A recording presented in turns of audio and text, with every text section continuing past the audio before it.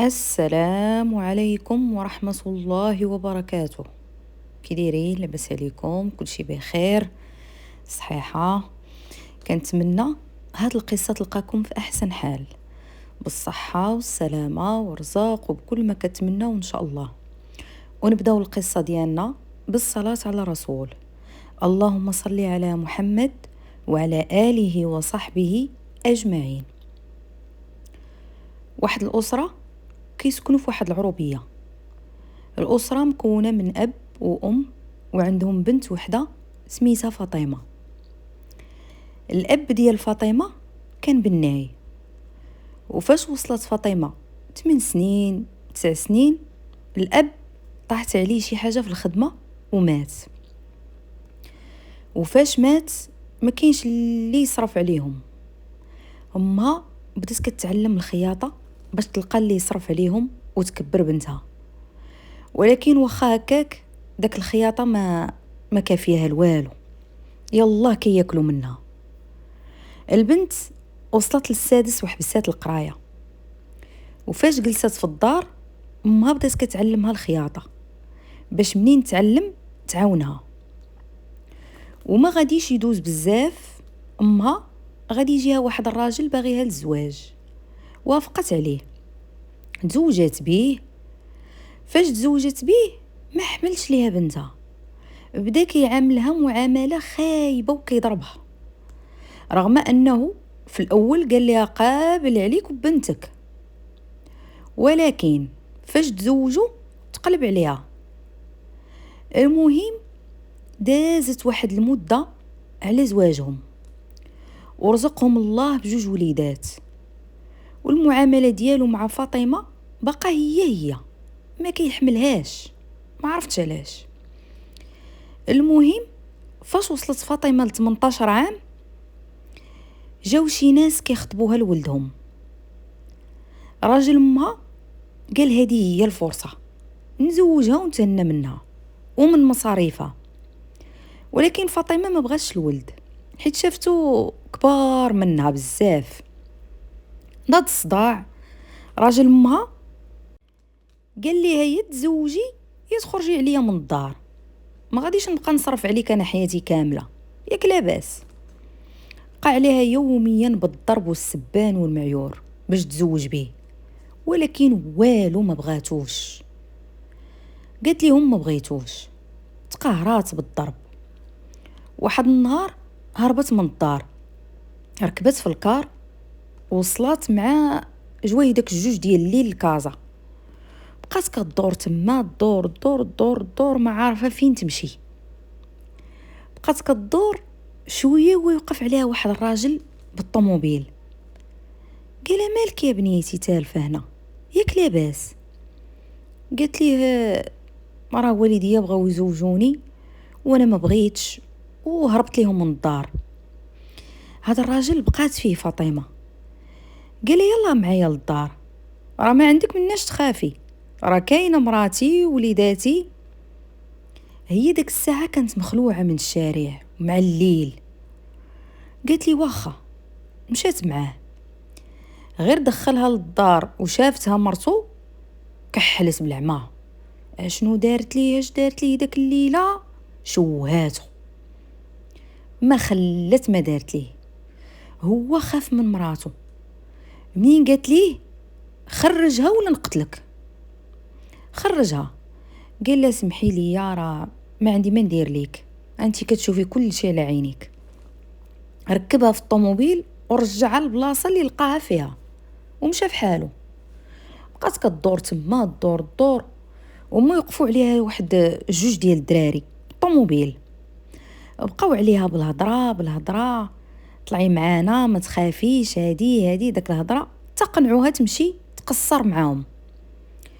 هما اصلا غاديين يقصروا هما وشي بنات ودراري، مشات معاهم.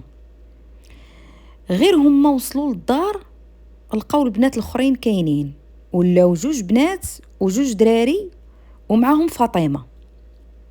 جلسوا على الضح والتقشاب والزهوق والشرابات، وهادي يقول هادي ويقول هادي. وحده في دوك البنات بقات كتشوف فاطمه بنت ليها ماشي ديال هاد الشي. او هادي الجبل لهنا. قربت حداها، بقات كتسولها. فاطمه عاودت ليها كل شي، داكشي اللي داز عليها كامل. وسبحان الله داك بنت الليل بقات فيها فاطمه وحنات فيها. قالت ليها شوفي، هادو راه ماشي جايبينك يديروا فيك الخير، لا لا لا، هادو راه جايبينك غير يقضيو فيك الغراض، وغدا الصباح غادي يرميوك للشارع. جات هي قالت لها وشنو غادي نديرو دابا؟ قالت لها انا وياك غادي نديرو خطه باش نخرجوا من هنا، انتي ماشي ديال هاد الطريق. اتفقت هي وياها باش يديروا شي حيله ويهربوا.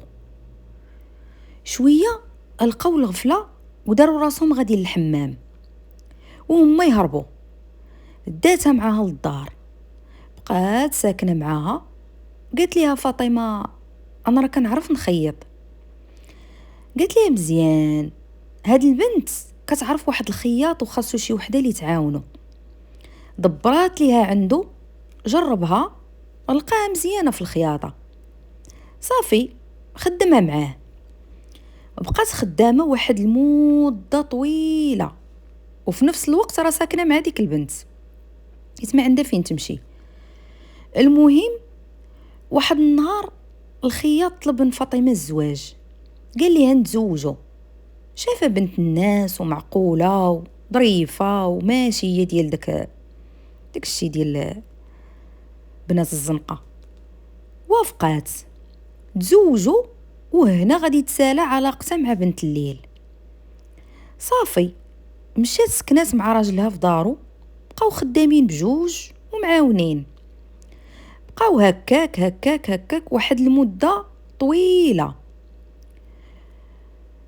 كبروا المشروع ولا عندهم معمل كبير ديال الخياطه، تولاو الناس كيخدموا عندهم وشراو الدار ولاو لاباس عليهم. ايوا دازت سنين. واحد النهار فاطمه كدور بطوموبيلتها وهي تشوف واحد المتشرده حالتها حاله كلها مكرفصه، غير من الملامح ديالها عرفاتها. قلت هذه هي ديك البنت اللي دارت فيا الخير، وبسببها وصلت لهذا الشيء. وقفات عليها قالت لها واش عقلتي عليا؟ ديك البنت بقات كتشوف فاطمه وهي تقول لها ما خافيش عليا، فايته شايفك في شي بلاصه. قالت لها ويلي ما عقلتيش عليا، انا هي فاطمه اللي درتي فيها داك الخير وسكنتيها معك في الدار. قالت لها ياه تفكرتك. بقات كتسلم فيها، تسلم عليها، كتعنق فيها وتبوس فيها وهادي بقاو كيهضروا وهي تقول لها فاطمه يلا معايا. ركباتها في الطوموبيل وداتها للدار، دوشت ليها وشرات لها حويجات ولبست هذاك الحويجات الجداد وسكناتها معاها وكتهلا فيها من داك الشي. قالت لها دابا انتي امانه في رقبتي، ما نفرطش فيك، تنموت انا ولا تموتي انتي كنتي درتي فيا خير واعتقتيني من الزنقه، وجا الوقت باش نرجع لك خيرك. وحسبي هاد الدار دارك وديري اللي بغيتي فيها، ما كاينش اللي يقول لك شي حاجه، لان خيرك عمرني ما ننساه. وكما تدان. كنتمنى هاد القصه تكون عجباتكم، وهذه هي نهايه القصه. وما تنسونيش من لايك واشتراك وتفعيل الجرس باش يوصلكم كل جديد. والسلام عليكم ورحمه الله وبركاته.